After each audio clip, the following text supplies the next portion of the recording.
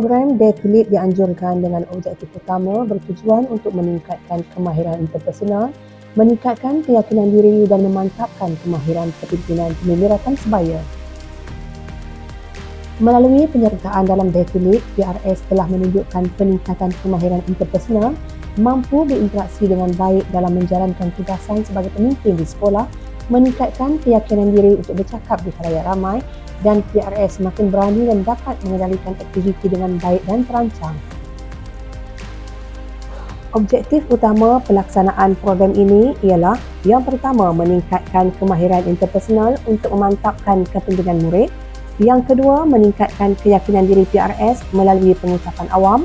Dan yang ketiga, memantapkan kemahiran kepimpinan melalui pengendalian program PRS. Idea pelaksanaan program ini ialah berdasarkan kepada beberapa kenyataan masalah. Yang pertama, terdapat ramai dalam kalangan PRS yang tidak dapat menguasai kemahiran sosial dan menghadapi kesukaran dalam interaksi. Yang kedua, PRS kurang keyakinan untuk bercakap di khalayak ramai sehingga melahirkan perasaan gugup dan terbentar. Dan yang ketiga, PRS tiada pengalaman dalam mengurus dan mengendalikan aktiviti ataupun program.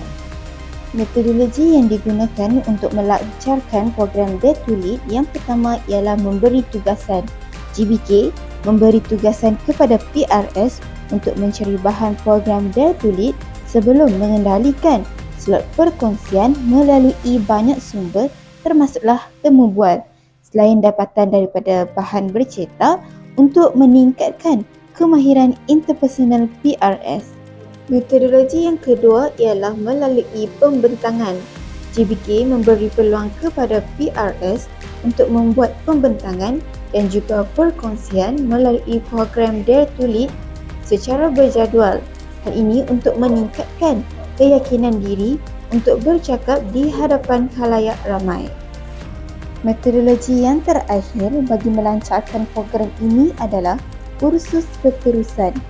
GBK memberi kursus kepada semua PRS secara berterusan bagi memastikan PRS mampu mengurus program dan juga aktiviti yang dilaksanakan di sekolah dengan baik dan juga mantap.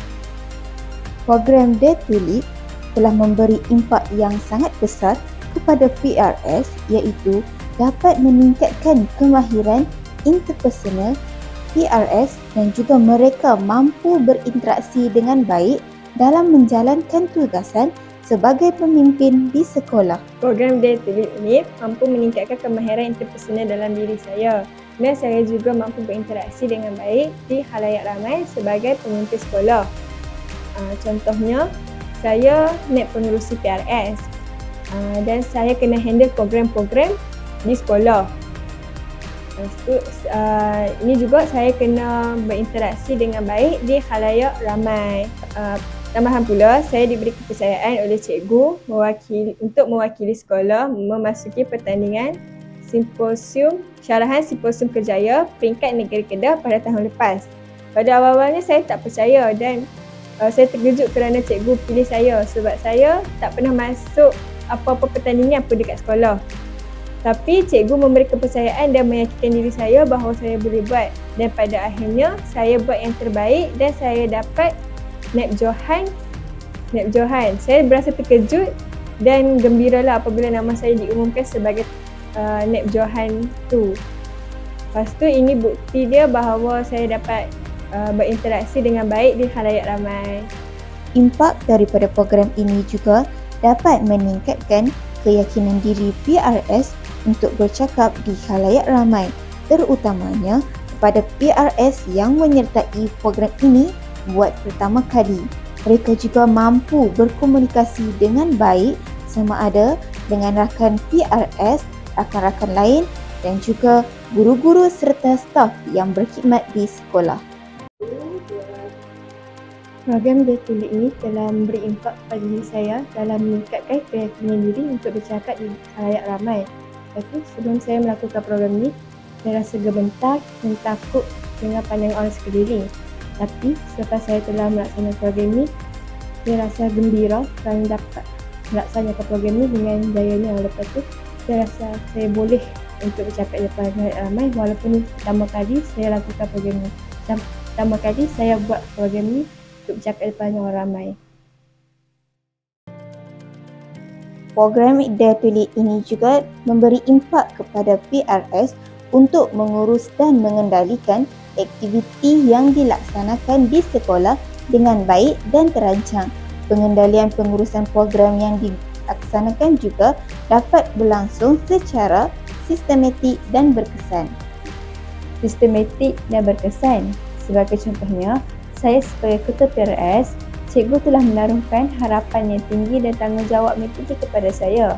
Natijahnya, saya telah menguruskan program-program di sekolah seperti jamuan akhir tahun PRS sesi 2023-2024, khusus kepimpinan pengawas asrama dan khusus PRS tahap sulung di sekolah.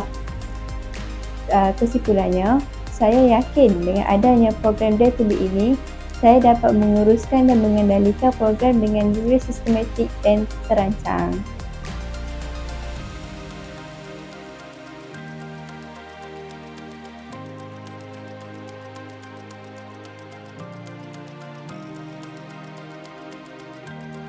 Akhir sekali, program yang dilaksanakan ini berjaya mencapai objektif yang telah ditetapkan melalui aktiviti yang telah dirancang dan juga mendapat kerjasama yang baik dan sepenuhnya daripada semua PRS yang terlibat.